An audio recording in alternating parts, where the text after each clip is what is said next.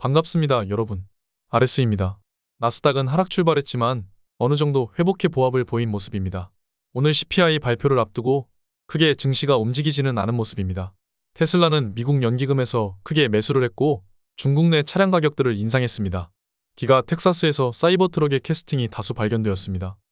TQ는 금요일 폭등으로 인해 40불을 돌파했습니다. 우리 매수 가격은 30불입니다.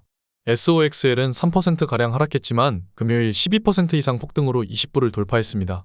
둘 다 마지막 매수 가격보다 매우 크게 올랐습니다. 테슬라는 4% 이상 폭등했습니다. 테슬라 레버리지의 경우 6.3% 상승했습니다. 테슬라 레버리지는 마지막으로 10.8불에 매수했고 매수 시기는 195불 바닥이었습니다. 테슬라는 미국 최대의 연금 캘퍼스에서 전기차 지분을 확보하면서 230만 주를 매수했습니다. 캘퍼스는 600조 원 정도 자산을 운용하는 미국 최대 공적펀드입니다.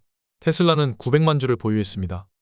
기가 텍사스에서 테슬라 사이버 트럭의 캐스팅이 대량으로 발견되었습니다. 이제 정말 사이버 트럭의 양산이 시작되는 듯 보입니다. 사이버 트럭은 게임 체인저입니다.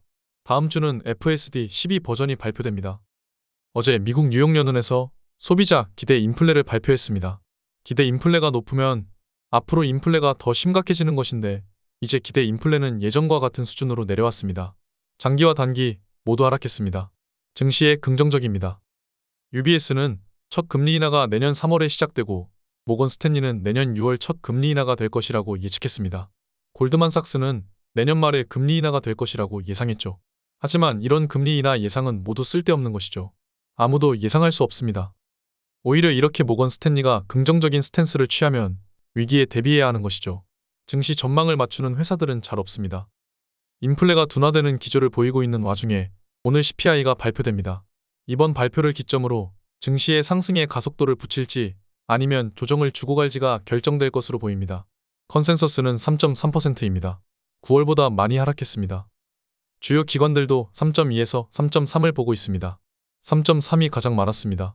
오늘 밤 CPI는 낮게 나올 것입니다. 테슬라의 경우 이제 시작입니다. 그동안 많이 하락하고 부진했죠. 상승한다면 크게 상승할 것입니다. 나스닥은 하락이 보이지도 않습니다. 이런 상황에서 무리하게 베팅을 할 수는 없습니다. 지금은 S&P 차트가 가장 정확합니다. 오늘도 채널 상단을 뚫지 못하고 내려온 모습이죠. 오늘 밤 CPI가 발표되고 나면 인플레가 드디어 잡혔다고 생각되면서 상방을 돌파할 수도 있습니다. 반대가 될 수도 있죠. 진정한 투자자라면 오늘 CPI 같은 잠 물결에 흔들리지 않아야 합니다. 큰 그림을 보아야 하죠. 스파이는 곧 전고점입니다.